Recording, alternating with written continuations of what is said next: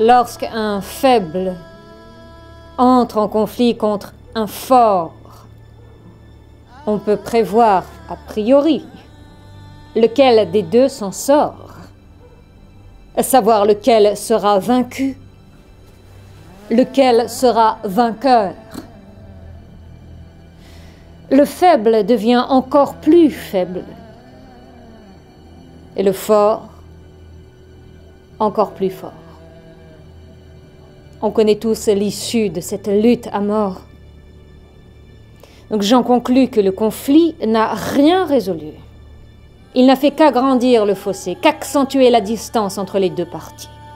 C'est encore plus tendu. Il y a plus de tension entre le gagnant et le perdant. On peut toujours rêver d'un retournement de situation, mais dans la réalité, ça n'arrive presque jamais. David l'a emporté sur Goliath. Les sages l'ont toujours bien compris. Pour éviter le conflit entre le grand et le petit, il faut impérativement trouver un compromis, apaiser les âmes au lieu d'attiser les flammes. Il faut à un moment ou à un autre arrêter. Arrêter de s'entre-déchirer, de s'entre-tuer et signer un traité de paix.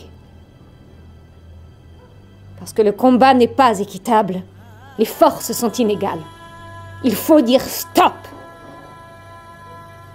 Le mal ne résout pas le mal. Cessons de nous raconter des contes de fées et essayons de nous réconcilier avec l'état des faits, avec le réel, bon gré malgré sa cruauté. Réconcilier les contraires, car l'harmonie seule est salutaire. David l'a emporté sur Goliath. J'ai du mal à croire que le conflit est l'essence de la vie. Je ne vois pas, moi, le grand qui s'en est sorti, mais le petit rendu encore plus petit. Et toute une littérature mensongère sur la bonne guerre pour nous rendre la pilule un peu moins amère. J'ai toujours été persuadée que ce qui nous divise ne nous divinise pas, mais nous amenuise. À quoi ça sert de servir l'un si c'est pour asservir l'autre? D'avantager l'un pour désavantager son prochain? Parce qu'en vérité, c'est toujours au plus fort qu'on file un coup de main, car on ne peut séparer la force de ce qu'elle peut, ni l'empêcher de faire ce qu'elle veut. On lui emboîte le pas pour qu'elle triomphe au combat. David l'a emporté sur Goliath. Qui accourt pour David? Tout le monde. Et qui vole au secours de Daoud?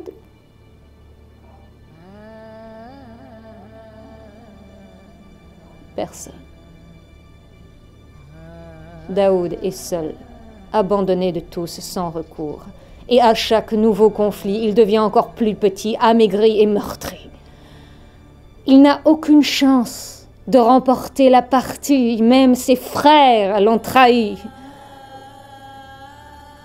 On ne lui demande plus son avis, parce que pour la force, tout est permis, y compris de violer le droit en toute impunité et voler à l'histoire ses titres de propriété. Et le terrorisme autorise désormais David à faire du zèle. Il ne veut plus rien partager, mais tout garder pour lui. le criminel. Ce n'est pas lui. C'est nous. C'est nous qui lui rendons chaque jour la vie plus belle. David est devenu Goliath. Ah